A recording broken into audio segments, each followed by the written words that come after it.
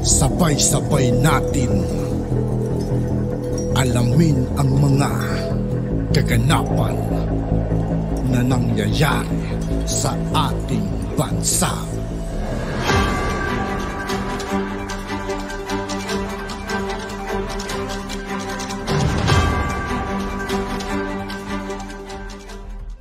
Yo, what's up mga kaibigan? This is I2K po again. Ngayon nandito ulit tayo sa channel ni Banat Kabanig TV. Dito naman ulit tayo magbibigay ng komento at reaksyon. Kaya samahan niyo ako guys. Let's go! At sa mga kapanalig ay nagresulta po ng wala, pinagmamalaki po ng Pangulo na wala pong namatay. Ito po yata ay parang patama, no, sa dating war on drugs ni Pangulong Duterte. Tuwan-tuwa po ngayon yung mga supporter, mga Timbalawan, no, mga Dilawan, Tambaluslos at mga BBM supporters dahil nakasamsam ng tone-toneladang shabu at wala pong namatay. Yun po yung pinagmamalaki nila, no? Basa po tayo ng mga sinabi po ni Pangulong Marcos at ganun din po yung kanyang mga kapanalig, yung mga Tambilawans. Ito po ang sinabi, no one should die in the government's war against illegal drugs. So, tinutuloy din po pa pala. Taliwas po sa mga binabalita, tinutuloy pa rin po ni Pangulong Marcos yung war on drugs. Sabi naman sa inyo, no? Yun talagang mga nasimulan na proyekto ni Pangulong Duterte. Kung itutuloy lang ni Pangulong Marcos, lahat po ng mga magagandang achievement ngayon ni Pangulong Marcos ay continuation nung mga nasimulan ni Pangulong Duterte. Hindi po ba kung lahat po, kung halos lahat ng ginawa ni Pangulong Duterte ay kinontinue nyo, baka hindi lang po yung NTF-ELCAC at saka yung war on drugs yung merong achievement ngayon. Baka pati yung build may achievement po ngayon. Baka pati po yung West Philippine Sea, hindi po natin pinoproblema ngayon, di ba? Yun po yun. Kaya lang, selective po yung mga pinili nyong ituloy. Kaya, selective lang din, yung mga tinutuloy nyo lang po, doon lang kayo may achievement. Di ba? Ayan po yun. Ayan, no? Ang linaw. No one should die in the government's war against illegal drugs. So, tinuloy po ni Pangulong Marcos. At dahil tinuloy nila yan, nakasamsam ng tone-tonelada. Pero, ayan yung pero ang dating po kasi niyan sa mga followers niyo nung sinabi niyo na no one should die, eto na po, no? Ang sinabi ng mga inyong mga followers, eto po sabi ni Justin Manila, the biggest shabu sis, no one died, no nanlaban bullshit. May BS pa siyang sinasabi, no? Ano po ibig sabihin nito? Eto ang problema, bihira na nga kayo magkaroon ng achievement. So sa pahayag po ni Pangulong Marcos, 1.8 tons ang nahuli ngayon. So kabuuan, mga nasa around 13 tons na po ang nahuhuli nila. Tanong, may nahuli ba mga tao? Isa pang tanong, may mga nahuhuli rin po ba mga drug lord? Parang mga droga lang po nahuhuli natin. Wala pa po ako nababalitaan na nahuli ng drug lord. Okay. Wala naman pong problema kung may iba kayong diskarte sa war on drugs, di ba? Hindi po tayo dapat namumblema dyan kasi war on drugs pa rin yan. Basta ituloy. Yun ang importante. Ang problema, minsan na lang nga kayo magkaka-achievement, hindi nyo po maiwasan. Bakit hindi po nyo maiwasan yung bumira? Alam ko kay Pangulong Marcos, wala sa kanya yan. Hindi niya intention kunwari. Hindi niya intention kunwari na birahin yung nagdaang war on drugs. Pero ang very vocal, etong mga sila Justin Manila at ang iba pa, no? Kasi binabanggit talaga nila. Walang nanlaban, no? Walang nanlaban, BS. Walang nanlaban, hindi katulad ng panahon ni Duterte. Yun po ang problema eh. Sa pagkakaalam po namin, sa amin pong pagkakaalam, tagumpay po yung war on drugs ni Pangulong Duterte. Bakit po? Ano po sukatan namin? Tumahimik eh. Tumahimik yung mga komunidad. Di ba? Tagumpay po kahit nasabi nyo na masasamang tao si Duterte kasi ang dami namatay. Alam nyo, hindi lang, ano po yan eh, total package po yung war on drugs eh. Hindi lang po yan yung mga pulis-pulis lang. Ako po natuklasan ko to eh. Nakausap ko yung isang barangay. Hanggang barangay level po yan. Kasi po, pag hindi nyo po ginamit yung barangay, magtotohanan na tayo. Hindi po magiging effective yan.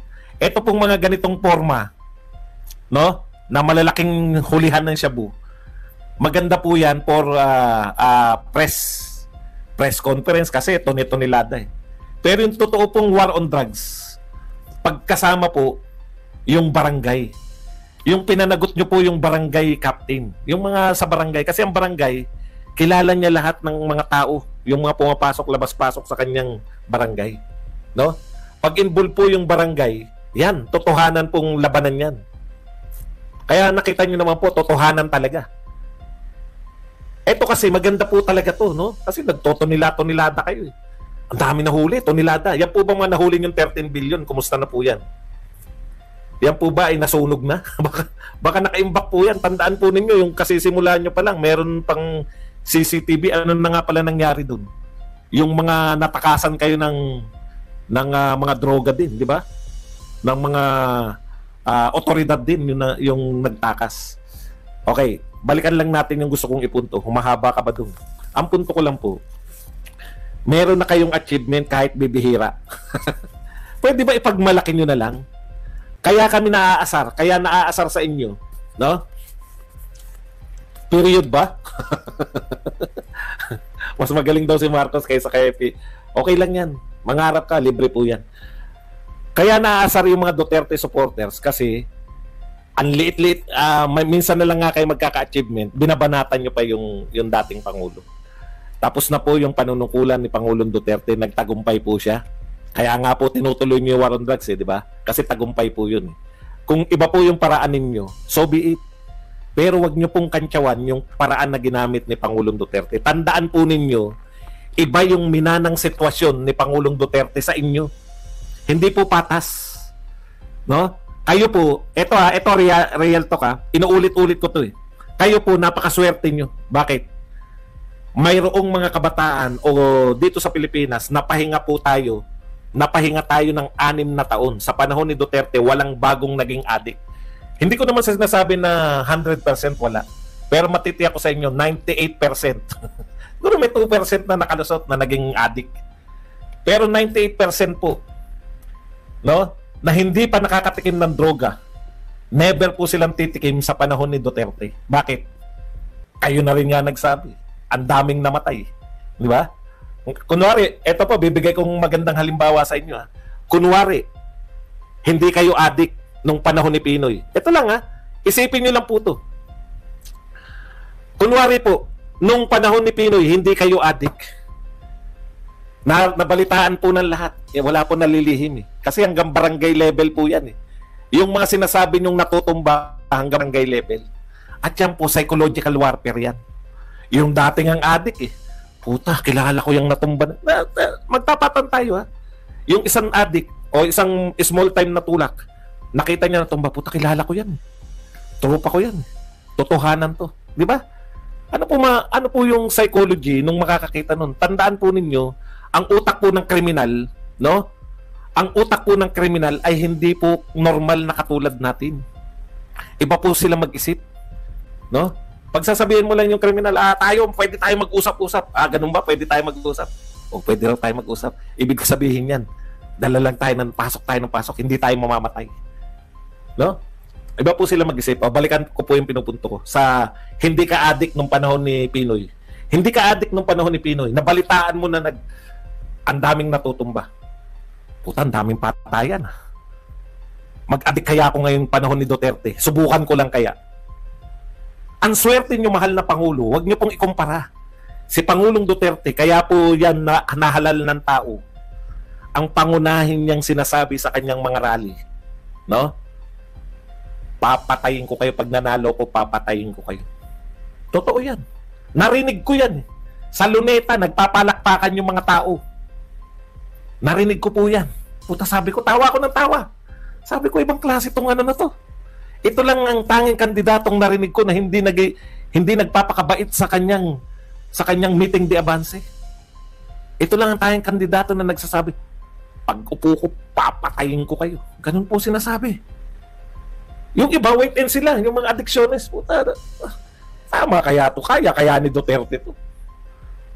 Pag upo, ang daming namatay. Puta, hindi na biro to. Brad, hindi na tayo biro.